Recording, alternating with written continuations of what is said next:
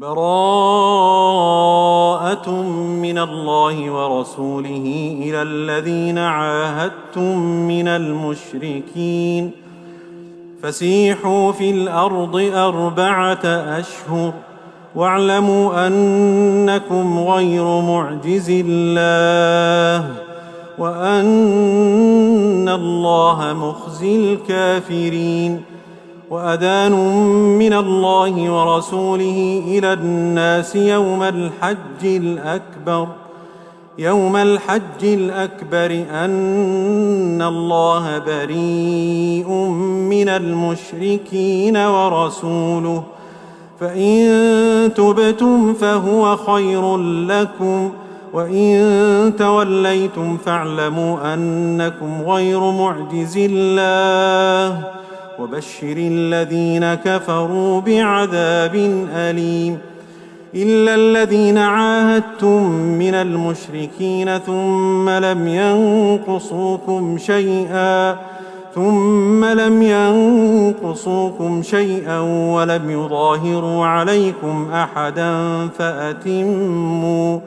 فأتموا إليهم عهدهم إلى مدتهم إن الله يحب المتقين.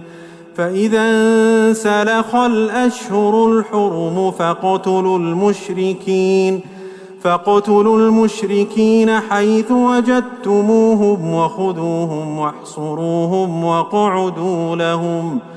واقعدوا لهم كل مرصد فإن تابوا وأقاموا الصلاة وآتوا الزكاة فخلوا سبيلهم إن الله غفور رحيم. وإن أحد من المشركين استجارك فأجره حتى يسمع كلام الله ثم أبلغه مأمنه ذلك بأنهم قوم لا يعلمون. كيف يكون للمشركين عهد عند الله وعند رسوله إلا الذين عاهدتم عند المسجد الحرام فما استقاموا لكم فاستقيموا لهم إن الله يحب المتقين. كيف وإن يظهروا عليكم لا يرقبوا فيكم إلا ولا ذمة يرضونكم بأفواههم وتأبى قلوبهم وأكثرهم فاسقون. اشتروا بآيات الله ثمنا قليلا فصدوا عن سبيله إنهم ساء ما كانوا يعملون. لا يرقبون في مؤمن إلا ولا ذمة وأولئك هم المعتدون. فإن تابوا وأقاموا الصلاة وآتوا الزكاة فإخوانكم في الدين ونفصل الآيات لقوم يعلمون. وإن نكثوا أيمانهم من بعد عهدهم وطعنوا في دينكم فقاتلوا أئمة الكفر إنهم لا أيمان لهم لعلهم ينتهون. ألا تقاتلون قوما نكثوا أيمانهم وهموا بإخراج الرسول وهم بدؤوكم أول مرة أتخشونهم فالله أحق أن تخشوه إن كنتم مؤمنين. قاتلوهم يعذبهم الله بأيديكم ويخزهم وينصركم عليهم ويشف صدور قوم مؤمنين ويذهب غيظ قلوبهم ويتوب الله على من يشاء والله عليم حكيم. أم حسبتم أن تتركوا ولما يعلم الله الذين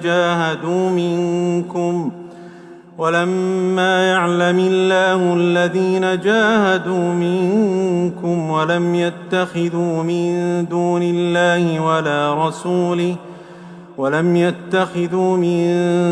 الله ولا رسوله ولا المؤمنين وليجة والله خبير بما تعملون. ما كان للمشركين أن يعمروا مساجد الله شاهدين على أنفسهم بالكفر، أولئك حبطت أعمالهم وفي النار هم خالدون. إنما يعمر مساجد الله من آمن بالله واليوم الآخر وأقام الصلاة وآتى الزكاة ولم يخش إلا الله، فعسى أولئك أن يكونوا من المهتدين. أجعلتم سقاية الحاج وعمارة المسجد الحرام كمن آمن بالله واليوم الآخر وجاهد في سبيل الله لا يستوون عند الله، والله لا يهدي القوم الظالمين. الذين آمنوا وهاجروا وجاهدوا في سبيل الله بأموالهم وأنفسهم أعظم درجة عند الله، وأولئك هم الفائزون. يبشرهم ربهم برحمة منه ورضوان وجنات لهم فيها نعيم مقيم خالدين فيها أبدا، إن الله عنده أجر عظيم. يا أيها الذين آمنوا لا تتخذوا آباءكم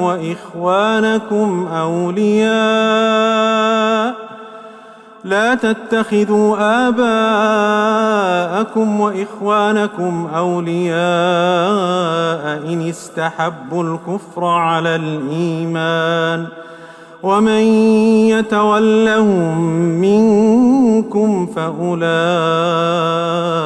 هم الظالمون. قل إن كان آباؤكم وأبناؤكم وإخوانكم وأزواجكم وعشيرتكم وأموال اقترفتموها وتجارة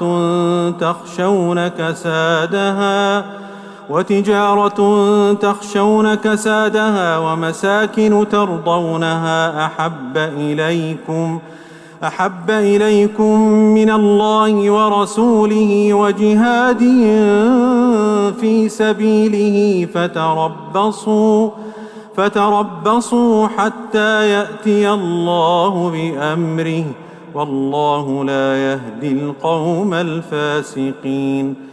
لقد نصركم الله في مواطن كثيرة ويوم حنين إذ أعجبتكم كثرتكم فلم تغن عنكم شيئا وضاقت عليكم الأرض بما رحبت ثم وليتم مدبرين، ثم أنزل الله سكينته على رسوله وعلى المؤمنين وأنزل جنودا لم تروها وعذب الذين كفروا، وذلك جزاء الكافرين. ثم يتوب الله من بعد ذلك على من يشاء والله غفور رحيم.